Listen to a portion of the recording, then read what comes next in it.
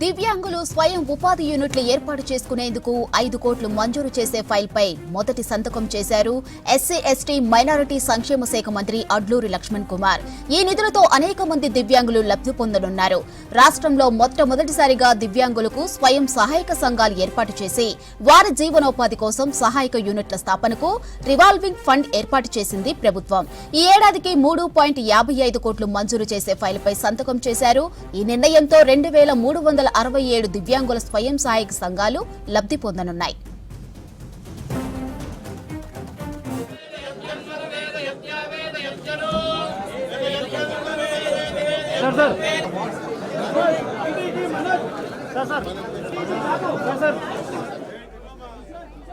SC ST minority శాఖ మంత్రిగా secretariat లో బాధ్యతలు తీసుకున్నారు అడ్లూరి లక్ష్మణ్ కుమార్. ఈ కార్యక్రమానికి డిప్యూటీ సీఎం మల్లు భట్టి విక్రమార్క, పలువురు మంత్రులు, ఎమ్మెల్యేలు హాజరయ్యారు. కాంగ్రెస్ అధిష్టానం సీఎం రేవంత్ రెడ్డి తనకు అప్పగించిన శాఖలకు న్యాయం చేస్తానని స్పష్టం చేశారు మంత్రి అడ్లూరు లక్ష్మణ్. బాధ్యతలు తీసుకున్న సందర్భంగా అడ్లూరు లక్ష్మణ్ కు మంత్రులు, ఎమ్మెల్యేలు, పలువురు ప్రజాప్రతినిధులు శుభాకాంక్షలు తెలియజేశారు.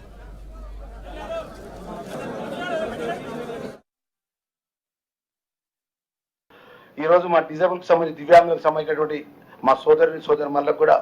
సుమారు 5 కోట్ల రూపాయలతో ఈరోజు ఆ ఫైల్కి సంబంధించినటువంటి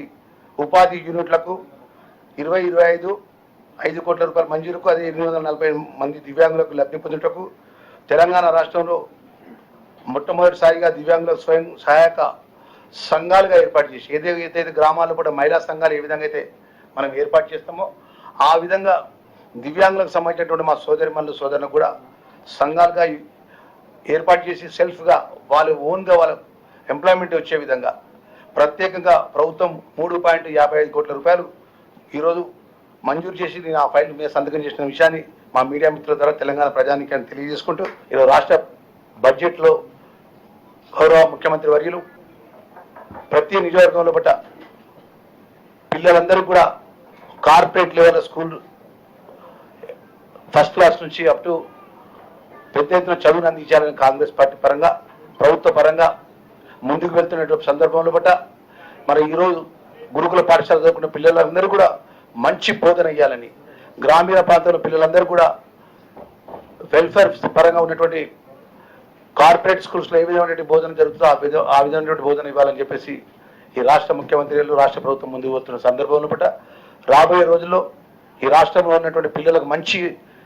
గొప్పగా బిల్డింగ్స్ ఇంటిగ్రేటెడ్ ద్వారా బిల్డింగ్స్ ఏర్పాటు చేయడం కానీ పిల్లల భవిష్యత్తు విషయంలో కూడా ప్రత్యేకంగా శ్రద్ధ పెడతామనే విషయం ఈ సందర్భంగా మనవి చేసుకుంటూ, ఏదైతే డాక్టర్ బిఆర్ అంబేద్కర్ గారి యొక్క ఓఆర్సీసీ 200 నుంచి 500 స్టూడెంట్స్ను విదేశాలు పంపించడం కోసం సుమారు 300 మందిని ఈరోజు ఆ ప్రత్యేకంగా ఒక్కొక్కరికి 20 లక్షల చొప్పున ఫైనాన్స్ అప్రూవ్తో సంతకం చేయడం జరిగింది. మొదటి ఫైల్, రెండో సంతకాన్ని మా ఏదైతే గిరిజన శాఖకు సంబంధించినటువంటి పెండింగ్ సుమారు 60 కోట్ల రూపాయలు కొత్త బిల్డింగ్ పూర్తి చేయడానికి బడ్జెట్ పరంగా మౌలికమైన ఆదేశాలను దృష్టిలో పెట్టుకుని ఆ సంబంధించిన ఫైల్ కూడా సంతకం చేయడం జరిగిన విషయాన్ని తెలియజేసుకుంటూ